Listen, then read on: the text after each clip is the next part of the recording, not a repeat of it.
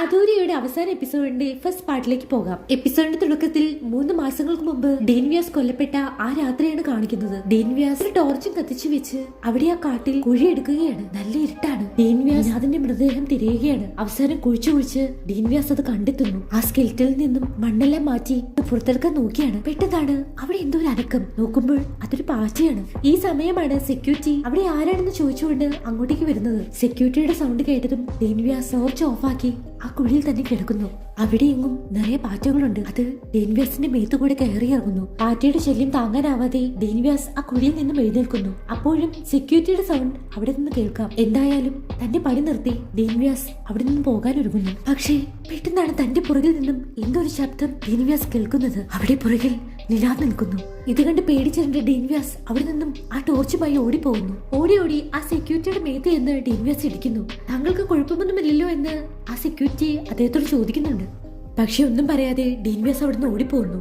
Security എവിടെയൊന്നും നോക്കിയിട്ടും ഒന്നും കാണുന്നില്ല. ഡീൻ വ്യാസ് ഓടി അവിടെ ഒരു സ്ഥലത്ത് വീഴുന്നു. ആ ടോർച്ച് അയാൾ ഉപേക്ഷിച്ച് അവിടുന്ന് ഓടുകയാണ്. ആ ടോർച്ചാണ് ചന്ദ്രപ്രകാശ് സാർ പിന്നീട് കണ്ടത്. ഡീൻ വ്യാസിന്റെ കയ്യിൽ ആ ഷവലുണ്ട്.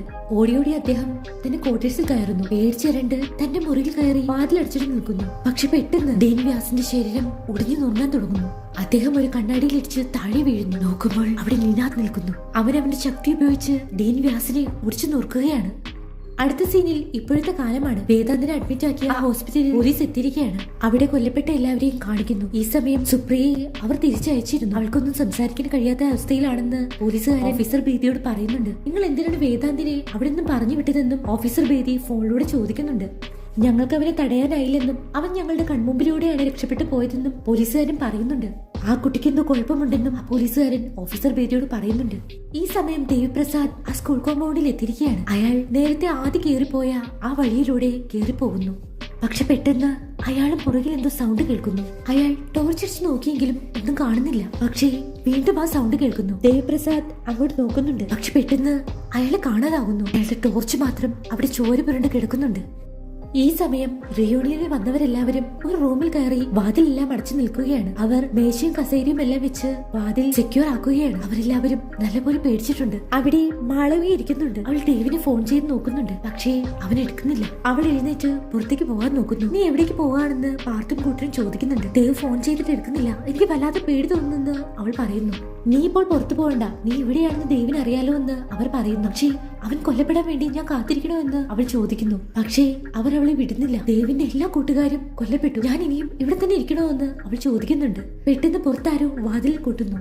അത് ദേവായിരുന്നു. അവൻ മാളവികയോട് ഞാൻ ഇപ്പോൾ കാർ എടുത്തിട്ട് വരാം, നീ അഡ്മിൻ ബ്ലോക്കിന് അങ്ങോട്ടേക്ക് വരാനും പറയുന്നു. അവർക്ക് ഇവിടെ നിന്ന് രക്ഷപ്പെടാൻ കഴിയുമെന്നാണ് അവൻ പറയുന്നത്. പക്ഷേ മാളവികയ്ക്ക് നല്ല പേടിയുണ്ട്. പക്ഷെ പേടിക്കണ്ട എന്ന് പറഞ്ഞ് അവൻ അവിടുന്ന് പോകുന്നു.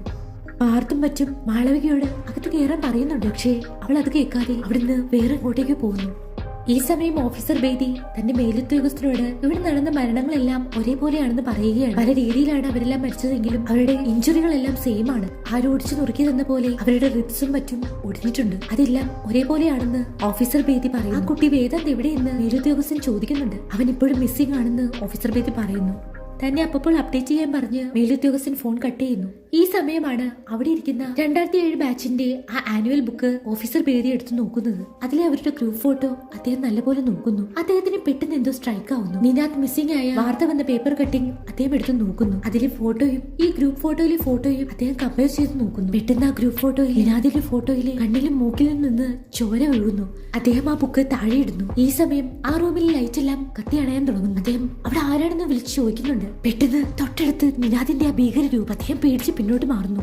പക്ഷെ ഒരു നിമിഷം നിനാഥിനെ അവിടെ കാണാനില്ല. അദ്ദേഹം പേടിച്ചരണ്ട് നിൽക്കുകയാണ്. പെട്ടെന്ന് അങ്ങോട്ടേക്ക് ഡോർ തുറന്ന് ആദ്യ കയറി വരുന്നു. അദ്ദേഹം അപ്പോഴും ഭയപ്പാടിലാണ്.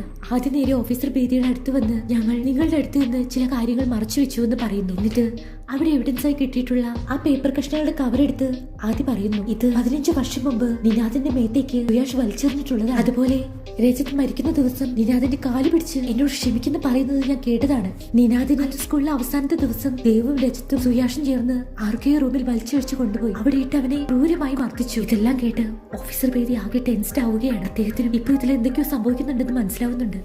സുയാഷൻ രജത്തും നിനാദിനെ അവിടെ ഇട്ടിട്ട് അസംബ്ലി ഹാളിലേക്ക് വന്നു. അത് ഞാൻ കണ്ടതാണെന്നും ആദി പറയുന്നു. പക്ഷേ ദേവ് അവരുടെ കൂടെ ഇല്ലായിരുന്നു. ദേവ് പിന്നെ നിനാദിനെ തല്ലി താഴെയിട്ടു. അതിനുശേഷം പിന്നെ ഒരിക്കലും അവനെ എഴുന്നേറ്റില്ല എന്ന് ആദി പറയുന്നു. പക്ഷെ നമ്മൾ ഇതെങ്ങനെ തെളിയിക്കുമെന്ന് ഓഫീസർ പേര് ചോദിക്കുന്നു. നിനാദ് തെളിയിക്കുമെന്ന് ആദി പറയുന്നു. എന്നിട്ട് അവൻ സാറിന് പ്രേതത്തിലൊക്കെ വിശ്വാസമുണ്ടോ എന്ന് ചോദിക്കുന്നു. അപ്പോൾ തന്നെ അവിടുത്തെ ലൈറ്റ് എല്ലാം കത്തി അണയാൻ ആരംഭിക്കുന്നു. ഓഫീസർ പേദിക്കും ഇപ്പോൾ അനുഭവമുണ്ടല്ലോ. അദ്ദേഹത്തിനും അതിലെല്ലാം വിശ്വാസം വന്നിരിക്കുകയാണ്. അവർ രണ്ടുപേരും ഇനി എന്ത് സംഭവിക്കുമെന്ന് ഓർത്ത് അവിടെ നിൽക്കുന്നു. അവിടെ കുട്ടികളെ എല്ലാവരെയും ചന്ദ്രപ്രകാശ് സാറ് കൂട്ടരും ചേർന്ന് സെക്യൂർ ആക്കുകയാണ്. അവരുടെ വാതിലുകളെല്ലാം അടച്ചു ഭദ്രമാക്കുകയാണ്. അവിടെ ടീച്ചേഴ്സ് എല്ലാവരും തന്നെയുണ്ട്. നിങ്ങൾ ആരും ഒന്നും പേടിക്കണ്ട എന്ന് കുട്ടികളെ അവർ സമാധാനിപ്പിക്കുന്നുണ്ട്. നിങ്ങൾക്ക് നാളെ തന്നെ വീട്ടിൽ പോകാമെന്നും അവർ പറയുന്നുണ്ട്. കുട്ടികളൊന്നും ശരിക്കും ഭക്ഷണം കഴിക്കുന്നില്ല. അവരെല്ലാവരും നല്ലപോലെ പേടിച്ചിട്ടുണ്ട്. ഈ സമയം സാർത്ഥക് അവിടെയുണ്ട്. അവൻ എന്തോ സെൻസ് ചെയ്യുന്നു. അവൻ വരുന്നുണ്ടെന്ന് സാർത്ഥക് പറയുന്നു. വേദാന്ത് വരുന്നത് സാർത്ഥക്കിന് അറിയാൻ കഴിയും. സാർത്ഥക് വാർഡനോട് ചെന്ന് അവൻ നമ്മളെല്ലാവരും കൊല്ലുമെന്ന് പറയുന്നു. വാർഡൻ പേടിച്ച് ആരെന്ന് ചോദിക്കുന്നു. പക്ഷേ അതിനുത്തരം പറയാതെ സാർത്ഥക് അവിടെ നിന്ന് ഓടിപ്പോവാൻ നോക്കിയാണ്. ചന്ദ്രപ്രകാശ് സാർ അവനെ പിടിച്ചു നിർത്തുന്നു. എന്നിട്ട് ആരാണെന്ന് ചോദിക്കുന്നു. വേദാന്ത് എന്ന് സാർത്ഥക് പറയുന്നു. പക്ഷേ അത് വേദാന്തല്ല, മറ്റൊരാളാണെന്നും സാർത്ഥക് പറയുന്നു. ഈ സമയം അവിടുത്തെ വാതിൽ തുറക്കുകയാണ്. എല്ലാവരും പേടിയോടെ അങ്ങോട്ടേക്ക് നോക്കുന്നു. ചന്ദ്രപ്രകാശ് സാർ അത് ആരാണെന്ന് വിളിച്ചു ചോദിക്കുന്നുണ്ട്.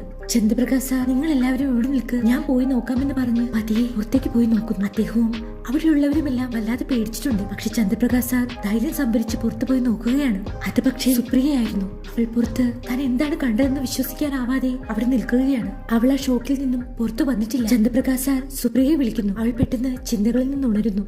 സുപ്രിയ ആകെ തളർന്നു നിൽക്കുകയാണ്. ചന്ദ്രപ്രകാശ് സാർ അവളുടെ അടുത്തേക്ക് ചെല്ലുന്നു. എന്നിട്ട് നീ ഓക്കെ അല്ലേ എന്ന് ചോദിക്കുന്നു. നീ വേദാന്തിനെ കുറിച്ച് എന്തെങ്കിലും അറിഞ്ഞോ? വേദാന്തിന്റെ പേര് കേട്ടതും സുപ്രിയ വല്ലാതാകുന്നു. നീ അവനെ കുറിച്ച് എന്തെങ്കിലും ന്യൂസ് കേട്ടോ എന്ന് ചോദിക്കുന്നു. അവനാണോ എല്ലാവരെയും കൊന്നതെന്നും ചന്ദ്രപ്രകാശ് സാർ ചോദിക്കുന്നു. വേദാന്തിന് സംഭവിച്ചതിനെല്ലാം ഞാനാണ് തെറ്റുകാരി എന്ന് സുപ്രിയ പറയുന്നു. ഞാൻ ആരുടെയും വാക്ക് കേട്ടില്ല. ഞാൻ കാരണമാ അവരെല്ലാവരും കൊല്ലപ്പെട്ടത്. അഭി എനിക്ക് നഷ്ടമായി, അതുപോലെ എനിക്ക് വേദാന്തിനെ നഷ്ടമാവുമെന്ന് അവൾ വല്ലാത്തൊരവസ്ഥയിൽ ചന്ദ്രപ്രകാശ് സാറിനോട് പറയുന്നു. എന്നിട്ട് അവൾ താങ്കൾ പറഞ്ഞത് വളരെ ശരിയായിരുന്നു. നമുക്ക് നമ്മുടെ തെറ്റുകൾ മറക്കാൻ പറ്റും. പക്ഷെ നമ്മൾ ചെയ്ത തെറ്റുകൾ നമ്മളെ മറക്കില്ല എന്നും അവൾ പറയുന്നു. അല്ല, തെറ്റുകൾ മറക്കുകയല്ല, നമ്മൾ ശരിയായി അതിനെ തിരുത്തുകയാണ് ചെയ്യേണ്ടതെന്ന് ചന്ദ്രപ്രകാശ് സാർ പറയുന്നു. വേദാന്തിന് ഒന്നും സംഭവിക്കില്ലെന്ന് ചന്ദ്രപ്രകാശ് സാർ പറയുന്നു. അവൻ വേദാന്തിന് ഒന്നും സംഭവിക്കാതെ നോക്കുമെന്നും ചന്ദ്രപ്രകാശ് സാർ പറയുന്നു. നിനാദ് വേദാന്തിനെ സംരക്ഷിക്കുമെന്നാണ് അദ്ദേഹം ഉദ്ദേശിക്കുന്നത്. സുപ്രിയ സംശയത്തോടെ സാറിനെ നോക്കുന്നു. നിനാദിനെ തടയാൻ ഒരേ ഒരു വഴിയേ ഉള്ളൂ. നമ്മൾ അതിന് ആദിരാജിനെ സഹായിക്കേണ്ടി വരും. നമ്മൾ വേദാന്തിനെ മാത്രമല്ല നിനാദിനെയും കൂടി രക്ഷിക്കേണ്ടി വരുമെന്ന് ചന്ദ്രപ്രകാശ് സാർ പറയുന്നു. ഇത് കേട്ട് സുപ്രിയ എന്തോ ആലോചിക്കുന്നു.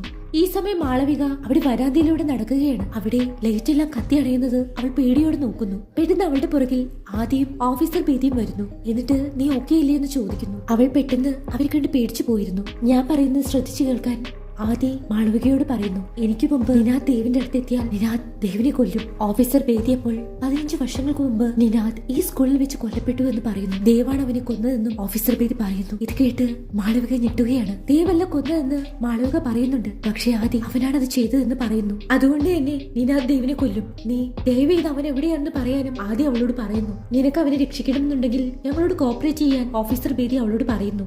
ദേവ് ഗസ്റ്റ് ഹൗസിലേക്ക് വണ്ടി കൊണ്ടുവരെ പോയതാണെന്ന് അവൾ പറയുന്നു. എന്നോട് ഫ്രണ്ടിലേക്ക് ചെല്ലാനാണ് പറഞ്ഞിട്ടുള്ളതെന്നും അവൾ പറയുന്നു. എനിക്ക് അവനെ തടയണം, ഞാൻ ഗസ്റ്റ് ഹൗസിലേക്ക് പോവുകയാണെന്ന് ആദി പറയുന്നു. മാളവികയോട് ഓഫീസർ ബേദി തന്റെ കൂടെ വരാൻ പറയുന്നു. ഓഫീസർ ബേദി ഫോൺ ചെയ്ത എല്ലാ പോലീസുകാരോടും ഫ്രണ്ടിലേക്ക് വരാനും പറയുന്നു. ഓഫീസർ ബേദി മാളവികയുമായി വരുന്നത് ഡീൻ സ്വാമി കാണുന്നു. അദ്ദേഹം അവരുടെ അടുത്തേക്ക് ഓടിച്ചിരുന്നു. അവിടെ അഡ്മിൻ ബ്ലോക്കിന് മുമ്പിൽ എല്ലാവരും കൂടിയിട്ടുണ്ട്. ഈ സമയം അവിടുത്തെ റൂമുകളിലെ ലൈറ്റുകളെല്ലാം കത്തി അണയുന്നു. ആദ്യം ഇത് പേടിയോടെ നോക്കുകയാണ്. അവൻ ദേവിനെ അന്വേഷിച്ചു പോവുകയാണ്. അവിടെ കുട്ടികളുടെ റൂമിലും എല്ലാവരും പേടിച്ചിരിക്കുകയാണ്. എല്ലായിടത്തും കറണ്ട് പോയിരിക്കുകയാണ്. ആദ്യം പതിയെ സ്റ്റെപ്പുകൾ ഇറങ്ങുന്നു. അവൻ വല്ലാതെ ഭയന്നിട്ടുണ്ട്. ഈ സമയം പെട്ടെന്ന് അവന് പണ്ട് നടന്ന കാര്യങ്ങൾ ഓർമ്മ വരുന്നു. അവനും അവന്റെ അച്ഛനും അമ്മയും കൂടെ ഒരു കാറിൽ പോവുകയായിരുന്നു. വണ്ടി ഒരു ടണലിലെത്തുന്നു. ആ സമയം അവന്റെ അമ്മ ആ ടണൽ അവന് കാണിച്ചു കൊടുക്കുന്നുണ്ട്. പക്ഷേ പെട്ടെന്നാണ് അവരുടെ വണ്ടി ആക്സിഡന്റിൽ പെടുന്നത്. ആ ഓർമ്മകളിൽ ആദ്യം അവിടെ സ്റ്റെപ്പിൽ ഇരുന്നു പോകുന്നു. അവന് എന്തുപോലെ ആകുന്നുണ്ട്. ആ ആക്സിഡന്റിൽ ആദ്യം മാത്രമാണ് രക്ഷപ്പെട്ടത്. അവന്റെ അച്ഛനും അമ്മയും കൊല്ലപ്പെട്ടു.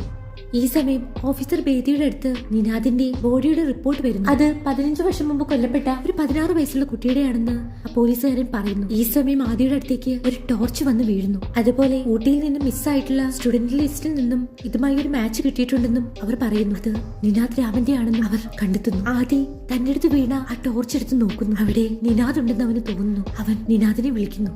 ഓഫീസർ ബേദിക്ക് അത് നിനാദിന്റെ ബോഡിയാണെന്ന കാര്യത്തിൽ ഒരു സംശയവുമില്ലായിരുന്നു. അദ്ദേഹം ആ സ്കൂളിനെ നോക്കി നിൽക്കുന്നു. അപ്പോഴാണ് സ്കൂളിലെ ആദ്യയുടെയും നിനാദിന്റെയും ആ ലാസ്റ്റ് ഡേ കാണിക്കുന്നത് 15 വർഷം മുമ്പ്. അന്ന് ഉച്ചയ്ക്ക് 1 മണി സമയം മാളവിക അവിടെ നിൽക്കുന്നുണ്ട്. അവിടേക്ക് നിനാദ് വരുന്നത് കാണിക്കുന്നു. അവൾ പറഞ്ഞിട്ട് റിബണും മറ്റും വാങ്ങിച്ചു കൊണ്ടുവന്നിരിക്കുകയാണ് ആദിക്ക് കൊടുക്കാൻ. അവളൊരു സർപ്രൈസ് പാർട്ടി പ്ലാൻ ചെയ്യുന്നുണ്ടായിരുന്നില്ല. അതിന് ഡെക്കറേറ്റ് ചെയ്യാനായിട്ട് അവൾ റിബണും മറ്റും നിനാദിനോട് വാങ്ങിച്ചു കൊണ്ടുവന്ന് തരാൻ പറഞ്ഞിട്ടുണ്ടായിരുന്നു. അവൾ ഉച്ചയ്ക്ക് 2 മണിക്കാണ് സർപ്രൈസ് ഡേറ്റ് പ്ലാൻ ചെയ്തിരിക്കുന്നത്. അപ്പൊ നമുക്ക് 2 മണിക്ക് കാണാമെന്ന് നിനാദ് അവളോട് പറയുന്നു. നമുക്കല്ല, ആദ്യം മാത്രമെന്ന് അവൾ പറയുന്നു. ഓ ശരി, എനിക്ക് സുയാഷിനെയും രജത്തിനെയും കൂടെ ഒരു പ്ലാൻ ഉണ്ടെന്ന് അവൻ പറയുന്നു. ഞാൻ ഈ സ്ഥലം ഒത്തിരി മിസ് ചെയ്യുമെന്ന് അവൾ പറയുന്നു. ഇതവർ രഹസ്യമായി കൂടിക്കാഴ്ച നടത്താനുള്ള സ്ഥലമാണ്. നീയും ആദ്യം ഇവിടെ നിന്ന് മേക്കൗട്ട് ചെയ്യുന്നതുകൊണ്ട് ഇത് ഞങ്ങളുടെ സീക്രട്ട് സ്പോട്ട് അല്ല എന്ന് അവൻ പറയുന്നു. അവൻ പെട്ടെന്ന് ഒന്നും ആലോചിക്കാതെ പറഞ്ഞതാണ്. അത് കേട്ടപ്പോൾ മാളവികയ്ക്ക് വല്ലാതാകുന്നു. പെട്ടെന്ന് തനിക്ക് പറ്റിയ അബദ്ധം നിനാദിന് മനസ്സിലാവുന്നു. പക്ഷേ അപ്പോഴേക്കും മാളവികയ്ക്ക് ആകെ ദേഷ്യം വന്നിരുന്നു. ആദ്യം നിന്നോട് ഞങ്ങളുടെ എല്ലാ രഹസ്യങ്ങളും പറയുന്നത് എനിക്ക് ഇഷ്ടമല്ല എന്ന് അവൾ പറയുന്നു. അവൻ എന്നോടൊന്നും പറയാറില്ല, എല്ലാം നിന്നോട് മാത്രമാണ് പറയുന്നതെന്ന് അവൾ പറയുന്നു. നിനാദിന് വല്ലാതാകുന്നുണ്ട്. പക്ഷെ പെട്ടെന്ന് ആ മൂഡ് മാറ്റാൻ മാളവിക ഇനി ആദ്യം അമേരിക്കയിൽ പോയി നിന്നോട് വല്ല രഹസ്യം പറഞ്ഞാൽ അത് എന്നോട് വന്ന് പറയണമെന്ന് അവനോട് പറയുന്നു. ഇനി അവൻ അമേരിക്കയിൽ പോയി വേറെ ഏതെങ്കിലും പെണ്ണുങ്ങളെ ഡേറ്റ് ചെയ്താലോ, അങ്ങനെ വല്ല രഹസ്യവും നിന്നോട് പറയുവാണെങ്കിൽ എന്നോട് പറയണമെന്ന് അവൾ പറയുന്നു. പക്ഷേ അത് നിന്നാ സമ്മതിക്കുന്നില്ല. ഞാൻ നിങ്ങളുടെ ഇടയിലെ സ്പൈ ഒരിക്കലും ആകില്ലെന്ന് അവൻ പറയുന്നു. അമേരിക്കയിൽ പോയി അവൻ വേറൊരു പുതിയ ബെസ്റ്റ് ഫ്രണ്ടിനെ കണ്ടുപിടിച്ചാൽ നിനക്കത് വിഷമാവില്ലേ എന്ന് മാളവിക അവനോട് ചോദിക്കുന്നു. അവനെ ഇനി നമുക്ക് ഒരിക്കലും കാണാനാവില്ല എന്ന് അവൾ പറയുന്നു. അത് നീ ആലോചിച്ച് നോക്കിയിട്ടുണ്ടോ എന്നും അവൾ അവനോട് ചോദിക്കുന്നു. അപ്പോഴാണ് നിനാദും അതിനെ കുറിച്ച് ആലോചിക്കുന്നത്. അവനാ റിയാലിറ്റി അംഗീകരിക്കാനാവുന്നില്ല. അടുത്ത സീനിൽ ഉച്ചയ്ക്ക് 2 മണിയാണ് കാണിക്കുന്നത്. മാളവിക എല്ലാം ഒരുക്കി ആദിയെ കാത്തിരിക്കുകയാണ്. ദേവ് ഇതെല്ലാം കാണുന്നുണ്ട്. അപ്പോഴാണ് ആദിയും നിനാദും തമ്മിലുണ്ടായ ആ വഴക്ക് നടക്കുന്നത്. ഇത് അവരെല്ലാം കാണുന്നു. മാളവിക ആകെ കലി പൂണ്ടിരിക്കുകയാണ്. ഇതെല്ലാം താൻ ശരിയാക്കാമെന്ന് നിനാദ് അവളോട് പ്രോമിസ് ചെയ്ത് ആദിയുടെ പുറകെ പോകുന്നു. മാളവിക പക്ഷേ തന്റെ സർപ്രൈസ് ഡേറ്റ് പൊളിഞ്ഞതിലുള്ള ദേഷ്യം അവൾ താൻ ഒരുക്കി വെച്ചതെല്ലാം അടിച്ചു തകർക്കുന്നു. ഈ സമയം 3 മണിയായിട്ടുണ്ട്. അപ്പോഴും നിനാദ് ആദിയുടെ പുറകെ നടന്ന് സോറി പറഞ്ഞുകൊണ്ടിരിക്കുകയാണ്. ആദി വല്ലാത്ത ദേഷ്യത്തിലാണ്. ആദ്യം അവിടെയെല്ലാം താൻ എഴുതി വെച്ച സ്പീച്ച് അന്വേഷിക്കുകയാണ്. ആ ഒരു ദേഷ്യത്തിൽ നിനാദിനെ അവൻ ഹോമോ എന്ന് വിളിക്കുന്നു. പക്ഷേ ആദ്യം അത് വിളിച്ചപ്പോൾ നിനാദിന് താങ്ങാനായില്ല. അവനോട് ദേഷ്യപ്പെട്ട് ആദ്യം അവിടുന്ന് പോകുന്നു. നിനാദ് എന്തു തീരുമാനിച്ചുറപ്പിച്ച് അവിടെ ഇരിക്കുന്ന ബുക്കിൽ ഡെയിനായി ഒരു ലെറ്റർ എഴുതുന്നു. ഇനി ഒരിക്കലും ആദ്യം കാണണ്ട എന്ന് കരുതി അവൻ ഡെയിന് ലെറ്റർ എഴുതുകയാണ്. തന്റെ മുത്തച്ഛന് സുഖമില്ല എന്നും അതിന് വീട്ടിൽ പോകാൻ അനുവാദം ചോദിച്ചുമാണ് അവൻ ലെറ്റർ എഴുതുന്നത്. അപ്പോൾ അന്നൊരു ആവേശത്തിൽ നിനാദ് എഴുതിയ ആ ലെറ്ററാണ് ഇപ്പോഴും നിനാദിന്റെ മിസ്സിംഗിന് തെളിവായി അവരോട് വെച്ചിരിക്കുന്നത്. തന്റെ അച്ഛനും അമ്മയും ഡീനിനോട് റിക്വസ്റ്റ് ചെയ്യുന്നതായിട്ടാണ് അവൻ ആ ലെറ്ററിൽ എഴുതിയിട്ടുള്ളത്. ഇന്ന് രാത്രി തന്നെ അവന് കോത്തഗിരിയിലുള്ള ബസ്സിൽ കയറ്റിവിടാനാണ് അതിൽ എഴുതിയിരിക്കുന്നത്. അവൻ ഈ ലെറ്റർ എഴുതി അവിടെ നിന്ന് എഴുന്നേറ്റ് നടക്കുന്നു. ഈ സമയമാണ് ആദിക്കുള്ള സ്പീച്ച് അവിടെ കിടക്കുന്നത് അവൻ കാണുന്നത്. ആദി അതെല്ലാം അവിടെ തിരയുന്നുണ്ടായിരുന്നു. ഇന്ന് ഉച്ചയ്ക്ക് ശേഷം അസംബ്ലി ഹാളിൽ ആദിയുടെ ഒരു സ്പീച്ച് ഉണ്ട്. അതാണ് അവിടെ കിടക്കുന്നത്. അവൻ ആ സ്പീച്ച് എടുത്ത് വായിച്ചു നോക്കുന്നു. അതിൽ ആദി തന്റെ സ്കൂളിലെ ആദ്യത്തെ ദിവസത്തെ കുറിച്ച് എഴുതിയിരിക്കുന്നു. ഞാൻ വല്ലാതെ പേടിച്ചിരുന്നു. ഞാൻ ഒറ്റയ്ക്കായിരുന്നു. ഞാൻ എന്നെ ഒരിക്കലും ചിരിക്കില്ല എന്ന് എനിക്ക് തോന്നി, സന്തോഷിക്കില്ല എന്ന്. അപ്പോഴാണ് എനിക്ക് എല്ലാ കാര്യത്തിനും എന്റെ കൂടെ നിൽക്കുന്ന ഒരു സുഹൃത്തിനെ കിട്ടിയത്, ഒരു നിഴല് പോലെ. അത് തന്നെ കുറിച്ചാണ് എഴുതിയതെന്ന് മനസ്സിലാക്കി നിനാദിന് വല്ലാതെ സന്തോഷമാവുന്നു. ആ വഴക്ക് നടക്കുന്നതിനിടയിലും ആദി ഈ സ്പീച്ച് തപ്പുകയായിരുന്നു. അപ്പോൾ അവന് തന്നോട് ദേഷ്യമില്ലെന്ന് നിനാദിന് മനസ്സിലായി. അവൻ വേദിയിൽ ഇതല്ലേ പ്രസന്റ് ചെയ്യാൻ പോകുന്നത്. അപ്പോൾ അവനിങ്ങനെ തന്നോട് ദേഷ്യമുണ്ടാകും. അവൻ ആ സ്പീച്ചുമായി അസംബ്ലി ഹാളിലേക്ക് പോകുന്നു. അപ്പോഴേക്കും 4 മണിയായി. ആ സമയമാണ് രജിത്തും സുയാഷും അവനെ തടഞ്ഞു നിർത്തുന്നത്. അവരുടെ കൂടെ ദേവും ചേർന്ന് നിനാദിനെ ആ ആർക്കേ റൂമിൽ കൊണ്ടുപോയി മർദ്ദിക്കുന്നു. ആദിയുടെ സ്പീച്ച് ദേവ് വായിച്ചു നോക്കുന്നുണ്ട്. അതിൽ ആദി ഈ ലോകത്ത് ഒറ്റയ്ക്ക് ജീവിക്കാൻ പാടാണെന്നും അതിനായി നിങ്ങൾക്കൊരു സുഹൃത്തിനെ വേണം, ആ സുഹൃത്തുമായി എല്ലാവരെയും എതിർത്ത് തോൽപ്പിക്കാൻ ഒരു ടീം ഉണ്ടാക്കണമെന്നും എഴുതിയിട്ടുണ്ടായിരുന്നു. ചോക്ലേറ്റ് മിൽക്കും ബട്ടർ ബണ്ണും പോലെ. അപ്പോൾ ആദി നിന്നെ തിരിച്ച് സ്നേഹിക്കുന്നുണ്ടെന്നാണോ ഇതിനർത്ഥമെന്നും ദേവ് ആ സ്പീച്ച് വായിച്ചിട്ട് അവനോട് ചോദിക്കുന്നു. അപ്പോ അവൻ നിനക്ക് മാപ്പ് തന്നോ എന്നും ദേവ് ചോദിക്കുന്നു. നിങ്ങൾ എന്തിനാ അവിടെ കിടന്ന് ഇത്ര അടിയുണ്ടാക്കിയതെന്നും ദേവ് ചോദിക്കുന്നു. പക്ഷെ നിന്നാ തന്നെ വിടാനും എനിക്കിപ്പോ ഇവിടുന്ന് പോകണമെന്നും പറയുന്നുണ്ട്. പക്ഷേ നീ മാളവികയെ കരയിപ്പിച്ചു എന്ന് പറഞ്ഞ് ദേവ് അവനെ അടിച്ച് താഴ്ത്തിടുന്നു. അതിനെന്തായാലും നിന്നെ ഒരു പാഠം ഞാൻ പഠിപ്പിക്കുമെന്നും ദേവ് പറയുന്നു. നിനാദ് അവന്റെ കാല് പിടിക്കുന്നുണ്ട്. അവനെ അവിടെ ഇട്ടിട്ട് ദേവ് അവിടുന്ന് പോകുന്നു. സമയം 5 മണിയായി. സുയാഷും രജത്തും നോക്കുമ്പോൾ ദേവ് മാളവികയെ കെട്ടിപ്പിടിച്ച് ആശ്വസിപ്പിക്കുന്നതാണ് കാണുന്നത്. അടുത്ത സീനിൽ ദേവിന്റെ ഷൂസിൽ എന്തോ പറ്റിയത് അവൻ തുടയ്ക്കുന്നത് കാണിക്കുന്നു. അവനോട് ഇന്ന് നിന്റെ ഷൂസ് ആരും ചെക്ക് ചെയ്തില്ലെന്ന് ഡീൻ വ്യാസ് പറയുന്നത് കേൾക്കാം. ഇത് ആദി കാണുന്നുണ്ട്. പക്ഷേ ദേവ് ഡീൻ വ്യാസിനെ വിളിച്ച് ഇങ്ങോട്ടേക്ക് പോകുന്നു. ആദിയുടെ സ്പീച്ചിനുള്ള സമയമായി. അവൻ നിനാദിനെ വെയിറ്റ് ചെയ്യുന്നുണ്ട്. പക്ഷേ അങ്ങോട്ടേക്ക് മാളവിക വരുന്നു. ആദി തന്റെ സ്പീച്ച് പറയുന്നത് കേൾക്കാം. ഈ സമയം ദേവപ്രസാദിനെ കാണിക്കുന്നു. 6 മണി ആയിട്ടുണ്ട്. അയാൾ വണ്ടിയുടെ ഡിക്കി അടയ്ക്കുന്നത് കാണാം. അയാൾ മുടങ്ങുന്നുണ്ട്. ആ കാട്ടുവഴിയിലേക്കുള്ള ഗേറ്റ് അയാൾ തുറക്കുന്നുണ്ട്. അയാളുടെ കയ്യിൽ നിനാദ് ഡീൻ എഴുതിയ ആ ലെറ്റർ ഉണ്ട്. അപ്പോഴാണ് കാണിക്കുന്നത് അവിടെ ഒരു കുഴി എടുത്തിരിക്കുന്നു. അതിലൊരു ബോഡി ഇട്ടിരിക്കുന്നത് കാണാം. തുണി കൊണ്ട് മറിച്ച് കയർ വെച്ച് കെട്ടിയിട്ടുണ്ട്. ഈ സമയം ആദിയുടെ സ്പീച്ച് നമുക്ക് കേൾക്കാം. നമ്മൾ ആരും പെർഫെക്റ്റ് അല്ല. ചിലപ്പോഴൊക്കെ നമ്മൾ പരസ്പരം വേദനിപ്പിച്ചേക്കാം. നമ്മൾ ബെസ്റ്റ് ഫ്രണ്ട്സ് ആണെങ്കിൽ ഒരാൾക്ക് മറ്റൊരാളെ ശരിക്കും മനസ്സിലാക്കാൻ സാധിക്കും. അതുകൊണ്ട് തന്നെ നമ്മൾ എന്തെങ്കിലും വഴിയുണ്ടാക്കി അയാളിലേക്ക് തിരിച്ചു പോകാൻ ശ്രമിക്കുമെന്നും അവൻ പറയുന്നു. അവൻ നിനാദിനോട് ക്ഷമിച്ചു കഴിഞ്ഞിട്ടുണ്ടായിരുന്നു. നിനാദിന്റെ ആ ലെറ്റർ ഡീൻ വ്യാസിന്റെ കയ്യിൽ കിട്ടിയിട്ടുണ്ടായിരുന്നു. അയാൾ അതിൽ സീൽ വെക്കുന്നു. ഇതവർക്ക് നിനാദിന്റെ മർഡർ മറയ്ക്കാനുള്ള ഒരു തെളിവാണല്ലോ. നിനാദിന്റെ ബോഡി ഇട്ടാ കുഴി ദേവിപ്രസാദ് മൂടുന്നത് കാണുമ്പോൾ ദേവിപ്രസാദിന് ഇങ്ങനെയാണ് ഈ മർഡറുമായി ബന്ധം. അന്ന് അവിടെ നിനാദ് മരിച്ചുപോയിരുന്നു. അടുത്ത സീനിൽ ഇപ്പോഴത്തെ കാലമാണ്. ദേവ് തന്റെ വണ്ടിയുമായി പോകാൻ ശ്രമിക്കുകയാണ്. ആദ്യം വന്ന് അവന് തടയുന്നു. നീ നിന്റെ കുറ്റമെല്ലാം ഏറ്റു പറയാനും ആദ്യം അവനോട് പറയുന്നുണ്ട്. പക്ഷേ താൻ ആരെയും കൊന്നിട്ടില്ല എന്ന് അവൻ പറയുന്നു. പിന്നെ നീ എന്തിനു ഒളിച്ചോടുന്നു എന്ന് ആദ്യം ചോദിക്കുന്നു. ആദ്യം ദേവ് തല്ലുന്നുണ്ട്. ആദ്യം തിരിച്ചും അവനെ തല്ലുന്നു. ഈ കാര്യമെല്ലാം മാളവികയ്ക്കും ഇപ്പോൾ അറിയാമെന്ന് അവൻ പറയുന്നു. നീ മാളവികയുടെ പേര് പറയരുതെന്ന് പറഞ്ഞ് ദേവ് വീണ്ടും അവനെ അടിക്കുന്നു. ആദ്യം അടിച്ചിട്ടിട്ട് ദേവ് കാറുമായി അവിടുന്ന് പോകുന്നു. ആദ്യം ആ കാറിന്റെ പുറകെ ഓടുന്നുണ്ട്. ഈ സമയം റീയൂണിയൻ ബാച്ചിലെ അവരെല്ലാവരും ഇരിക്കുന്ന റൂമിലെ ഡോറിന്റെ ചില്ലുകൾ തകരുന്നുണ്ട്. എല്ലാവരും പേടിച്ച് ആ റൂമിൽ നിന്ന് പുറത്തേക്ക് പോകുന്നു. അവിടെയുള്ള എല്ലാ ചില്ലുകളും തകരുകയാണ്. ജനാലകളുടെയും വണ്ടികളുടെയും എല്ലാ ചില്ലും ആരും എറിഞ്ഞിട്ടെന്ന പോലെ ഇറന്നുകൊണ്ടിരിക്കുകയാണ്. കെട്ടിടത്തിനുള്ളിൽ നിന്ന് എല്ലാവരും ഗ്രൗണ്ടിലേക്ക് ഓടി വരുന്നു. അവരെല്ലാവരും സ്ഥലത്ത് കൂടുന്നു. ഈ സമയം അവർ പുറകിലായി എന്തോ ഒരു ശബ്ദം കേൾക്കുന്നു. അവിടുന്ന് ആരോ നടന്നു വരുന്നുണ്ട്. അവരെല്ലാവരും പേടിയോടെ അങ്ങോട്ടേക്ക് നോക്കുകയാണ്. പെട്ടെന്ന് അവിടുന്ന് ദേവിപ്രസാദ് പുറത്തേക്ക് വരുന്നു. അയാളുടെ മുഖം നിറയെ ചോരയാണ്. അവനെന്നെ കൊല്ലും. രക്ഷിക്കാനും അയാൾ പറയുന്നു. അവനെന്നെ കൊല്ലുമെന്ന് അയാൾ വീണ്ടും ആവർത്തിക്കുന്നുണ്ട്. ആരാണെന്ന് ഓഫീസർ ബേദി ചോദിക്കുന്നു. നിനാദെന്ന് അയാൾ പറയുന്നു. 15 വർഷം മുമ്പ് ഞാൻ തെറ്റ് ചെയ്തു. ഡീൻ വ്യാസ് പറഞ്ഞിട്ടാണ് ഞാൻ അവന്റെ ബോഡി കുഴിച്ചിട്ടത്. ഞാനല്ല അവനെ കൊന്നത്, അത് ദേവാണെന്നും അയാൾ പറയുന്നു. എന്നെ എങ്ങനെയെങ്കിലും രക്ഷിക്കാനും അയാൾ പറഞ്ഞ് കരയുന്നുണ്ട്. ഞാൻ നിരപരാധിയാണ്, ഞാൻ ഒരു തെറ്റും ചെയ്തിട്ടില്ലെന്നും അയാൾ പറയുന്നു. ഈ സമയം ദേവിന്റെ കാർ അങ്ങോട്ടേക്ക് വരുന്നത് അവർ കാണുന്നു. അവനെ പിടിച്ചു നിർത്താൻ ഓഫീസർ ബേദി പറയുന്നു. ആ കാർ വല്ലാത്ത സ്പീഡിലാണ് വരുന്നത്. പോലീസുകാരെല്ലാവരും സന്നദ്ധരായി നിൽക്കുകയാണ്. അങ്ങോട്ടേക്ക് സുപ്രിയം വരുന്നു. അവരെല്ലാവരും തന്നെ ആ കാറ് വരുന്നതും വെയിറ്റ് ചെയ്ത് നിൽക്കുകയാണ്. ദേവ് വളരെ സ്പീഡിൽ ആ കാർ ഓടിച്ചോണ്ട് വരുന്നു. ആ കാറിന് മുന്നിലേക്ക് ആദ്യ ചാടി വീഴും. എന്നിട്ട് നിർത്താനും പറയുന്നു. ആദ്യയോട് അവിടുന്ന് മാറാൻ ദേവ് പറയുന്നുണ്ട്. എല്ലാവരും ആദ്യയോട് മാറാൻ പറയുന്നുണ്ട്. പക്ഷേ അവൻ അവിടെ തന്നെ നിൽക്കുകയാണ്. ദേവിനോട് അവൻ വണ്ടി നിർത്താൻ പറയുന്നുണ്ട്. അവന്റെ തൊട്ടടുത്തെത്തി ആ വണ്ടി നിൽക്കുന്നു. എല്ലാവരും തന്നെ ശരിക്കും പേടിച്ചു പോയി. ആദ്യം ദേവിനെ നോക്കുന്നു. പെട്ടെന്നാണ് ദേവിന്റെ പുറകെ ഇല്ലാതിരിക്കുന്നത് അവൻ കാണുന്നത്. ദേവും മിററിൽ കൂടി അത് കാണുന്നു.